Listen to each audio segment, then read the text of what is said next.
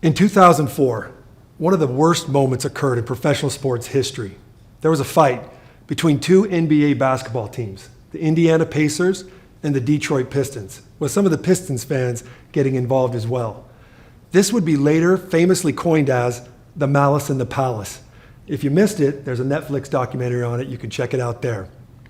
While this was a horrible night for the NBA and a bad night for professional sports in general, it opened the doors of opportunity for a few other people, one of those others being me. See, the night of the Malice in the Palace, I was on a bus from Boise, Idaho to Yakima, Washington, playing in the minor leagues, doing everything I could to get into the NBA. When our bus with my teammates arrived in our motel, yes, I said motel, this was the minor leagues, we all filed out of the bus and we watched the Malice in the Palace unfold in the lobby of this little motel. I watched Ron Artest, now known as Metta World Peace, lying on a scores table. I saw a drink come flying through the air and land on Ron's chest. What I remember seeing next is Ron going up into the stands, teammates of his following, fights between players and fans, chairs being thrown, players getting thrown out. It was awful. I wanted to be an NBA player, but I did not want to be associated with this. I kind of remember having a bad feeling in my stomach, like maybe it's time to do something else. Well, later that night, just finishing a yucky fast food meal in my motel room, my phone rang. It was my agent. He said, "Britton, did you see what happened?" I said, "Did I see what happened? Of course I saw what happened. We all watched it." And I told him, "Man, I don't have the same feeling as I used to about the NBA. It was kind of an embarrassing night. Sort of felt like something I didn't really want to be associated with. Maybe it's time to do something else." My agent said, "Britton, well, you better change your tune."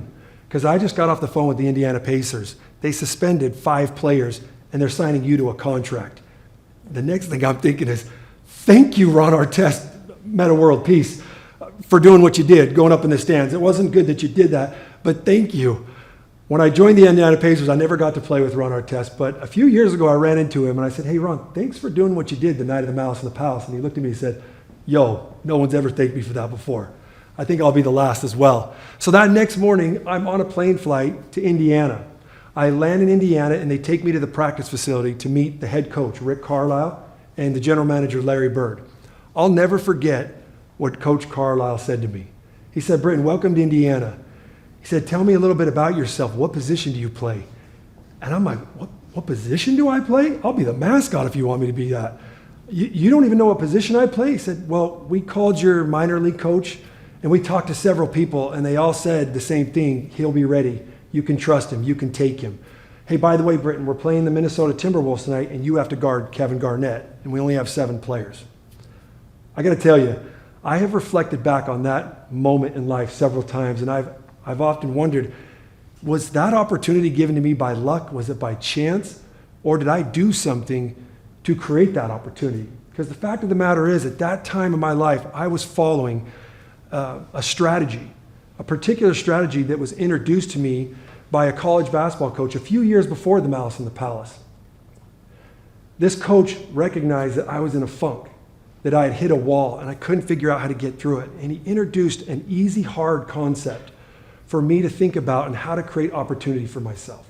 And I want to introduce you guys to that today. Okay, so cat's out of the bag. I played basketball. Yes, this big, tall, goofy body was 6'10" when I was a senior in high school. I played for Murray High in Salt Lake City, where I grew up. And if I could tell you about my memories of high school basketball, it was fun. It was exciting. There was a lot of winning. I remember it being kind of easy.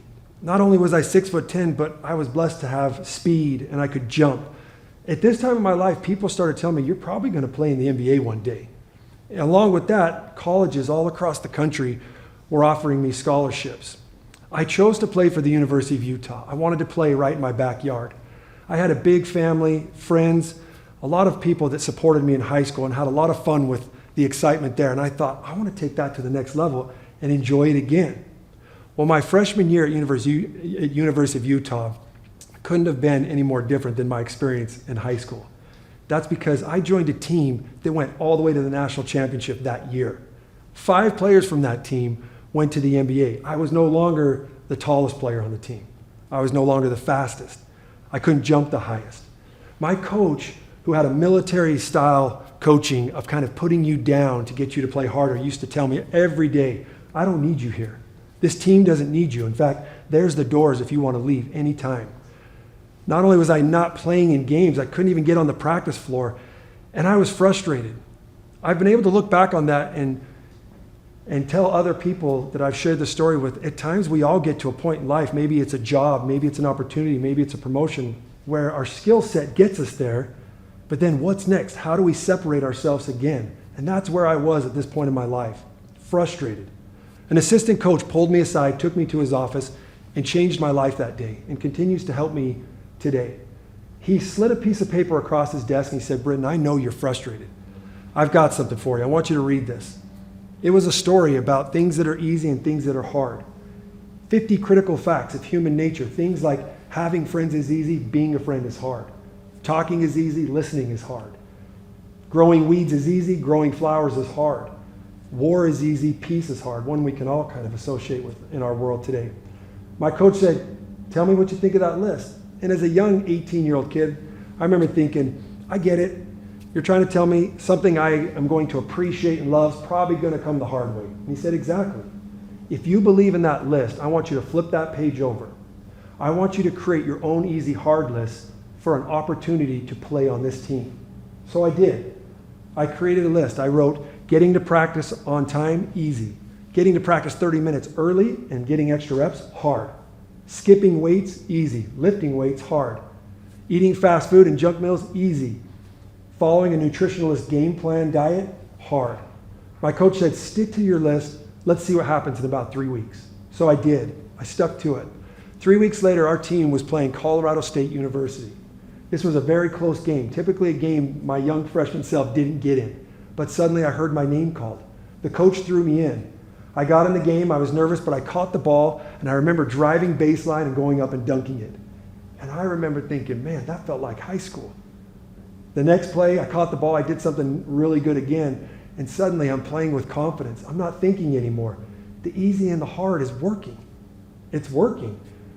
After that, I was in the regular rotation on the team. We made it all the way to the national championship, and I was in the rotation. And I got to play in that championship game that we were up 12 and lost after being up by 12 at halftime, but we're not going to talk about that.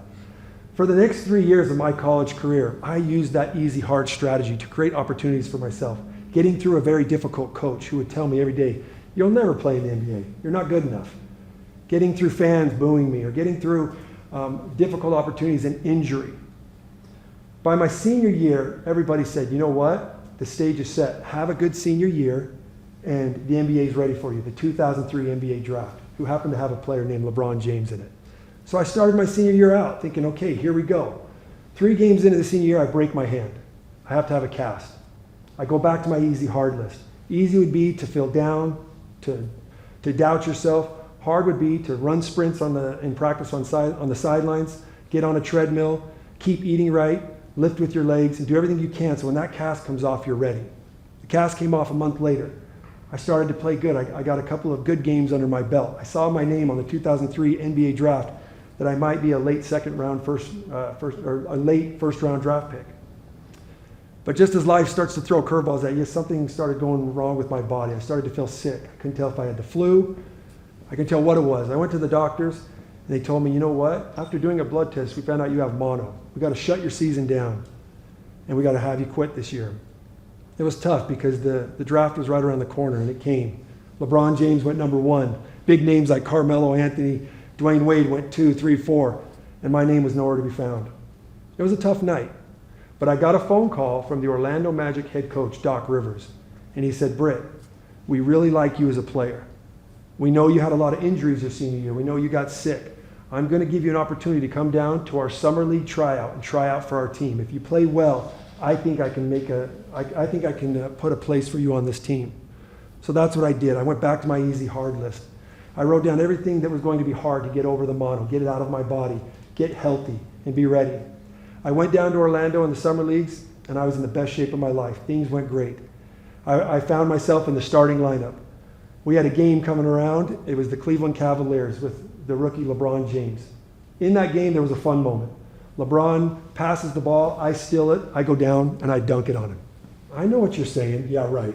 Well, go check it out on YouTube if you want. If somebody hasn't taken it up, it's still there.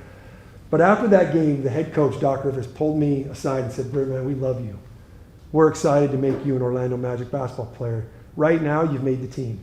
You can call your family, you can call your friends, call your wife, tell them you made it. Now, here's the deal. I have a full roster. I can't guarantee your spot until December 5th. But if you hang tight and you keep playing well, we will guarantee you. So you're kind of on a day-to-day tryout. Those were some of the best phone calls I got to make. I got to call my family and tell them I made it. I got a jersey. I was thinking already about all the fans that kind of doubted me, maybe people that doubted that I'd ever be an NBA player. Mainly my coach was the one that doubted me. But there was a game that I was excited for. I went to the Orlando Magic schedule and I circled that game. The game where we would go and play the Utah Jazz. It would be my homecoming. It would be my night. And I was excited for it. Well, the regular season started. We were playing the New York Knicks in Madison Square Garden. I'm in the starting lineup for the regular season. I'm warming up and I'm seeing Denzel Washington and Spike Lee talking, and I'm just in la la land thinking, this is so cool. We won that night. I had a pretty good game. But just as life will start to kind of go roller coaster on you, we started losing a lot of games. Players and coaches started to argue, and things weren't going great. We were on a road trip. We just got done playing the LA Clippers, and we lost a close game. And we were loading the plane to go to Salt Lake City and play the Utah Jazz in the middle of November. My night was finally here, my homecoming, where I got to have the moment I'd been dreaming of. On that flight, I was thinking about walking out on that Utah Jazz court, seeing family, seeing friends, seeing school teachers, because I think we got about 50 tickets to go to that game. Well, on the flight, I got called to the back of the plane. And the head coach said, Britton, we need to talk to you. And I'm thinking he's going to say, we're going to play you a lot tomorrow night. This is your moment. He said, we're in a bad way, as you know. And we need a different player. We need a point guard, so we're going to cut you. We got to let you go. And I remember just thinking in that moment, now? How many times in life do we visualize a moment that we believe was meant for us? Other people start to believe that moment was meant for you. And sometimes life, it gets taken away from you. When I landed in Salt Lake City, my wife picked me up from the airport with a big smile on her face because she knew the big moment was coming. And I had to tell her that there wasn't going to be a moment. She drove me to my parents' house where my parents were throwing a big party and several friends and family. And I remember walking into the house and feeling like I had just let everybody down. And that, everybody that wanted to have their fun moment of their brother or their friend playing in an NBA game wasn't going to happen. And it was a tough night. I kind of waited for somebody to make me feel better, to give me a speech, to give me a message, something.